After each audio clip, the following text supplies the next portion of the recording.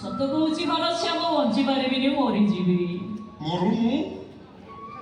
ହଁ, ତତେ କିଏ ଅଟକେଇଛି? ହଉ ଠିକ ଅଛି, ମରିଯିବା ପାଇଁ ତମେ ମତେ କହୁଛ ତ?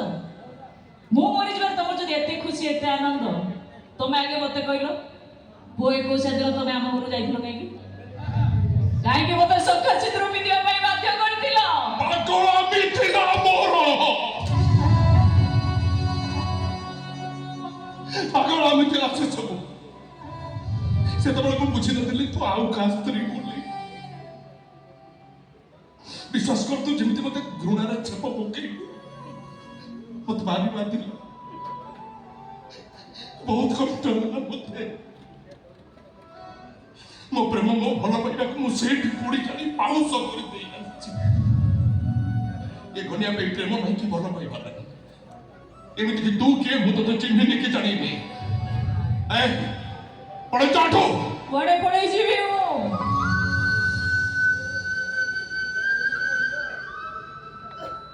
କୁଆଡେ ପଳେଇ ଯିବି?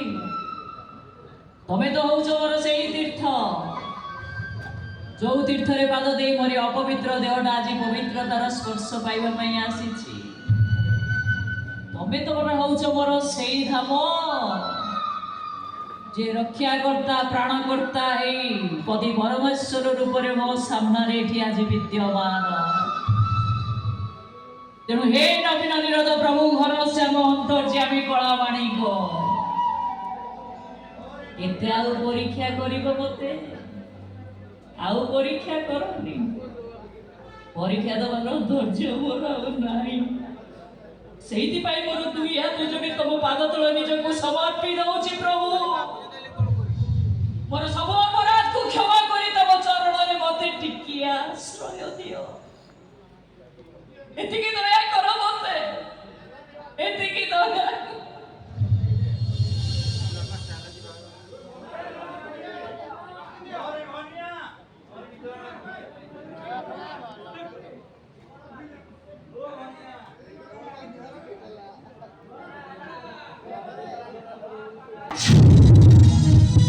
ପାଲା ଲଗେଇ ଚେତି ଆସି ଶୁଣ, ଏ ଘନିଆ ତୋର ସେ ନବୀନ ନିରୋଧ ଘନଶ୍ୟାମ ନୁହଁ, ଗୋଟେ ଯାଯାବର ଏ ଘନିଆ।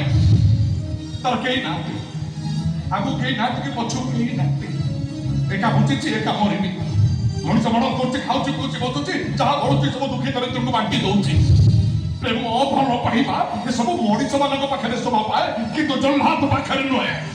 ତମେ ମୁଁ କଣ ଏଠୁ ନିରାଶ ହେଇ ଫେରିଯିବି? ଆଶା କୋଉଠି ଅଛି ଯେ ଆଶାକୁ ଖୋଜୁଛୁ? ପ୍ରତାରଣା ବଦଲା ପ୍ରତାରଣା। ମୋ ପାଇଁ ରାତି ସରିଛି, ସାଥୀ ବି ମରିଛି।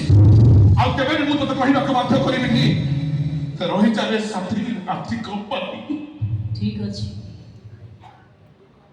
ନିଷ୍ଠୁର ଭାଗ୍ୟ ବିଧାତା ଯେତେବେଳେ ମୋ ଭାଗ୍ୟରେ ଦୁଃଖ, କଷ୍ଟ, ଯନ୍ତ୍ରଣା ଲେଖିଦେଇଛି, ଯୋଉଟା କେବେ ଲିଭିବାର ନାହିଁ, ଏ କଥାଟା ମୁଁ ଆଜି ଭଲ ଭାବରେ ବୁଝିଗଲି। ଯାଉଛି ମୁଁ, ଯାଉଛି।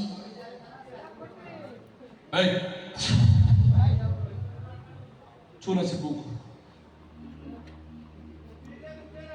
ଛୁନା ତାକୁ। ମୋ ପୁଅକୁ ମୁଁ ଛୁଇଁ ପାରିବିନି? ନା। କିନ୍ତୁ କାହିଁକି, କଣ ପାଇଁ? ସେ ଯାର ଯୋଉ ଛୁଆଟାର ବଞ୍ଚି ରହିବାର ଅଧିକାର ନାହିଁ। ମାନେ ସେ ଯାର ଯୋଉ ଛୁଆଟାକୁ ମୁଁ ଏବେ ତଣ୍ଟି ଚିପି ମାରିଦେବି। ସେଭଳି କଦର୍ଯ୍ୟ କଥା କୁହନି, ସେଭଳି କାର୍ଯ୍ୟ କରିବା ପାଇଁ ମୁଁ ତୁମକୁ କେବେ ବି ସମ୍ମତି ଦେଇପାରିବିନି। ଆରେ ମୋ ପୁଅ ଯାର ଯୋଉ ନୁହଁ, ତାର ବାପା ଅଛନ୍ତି। ସେଇଥିପାଇଁ ତ ସିଏ ମରିବ। ତା ନହେଲେ ତା ବାପାକୁ ଅପେକ୍ଷା କରି ତୁ ମନରେ ଆଶା ବାନ୍ଧି ପୁଣି ମନେ ମନେ କହୁଥିବୁ, ରହିଚାଲେ ସାଥୀ ରାତି କମ୍ପାନୀ।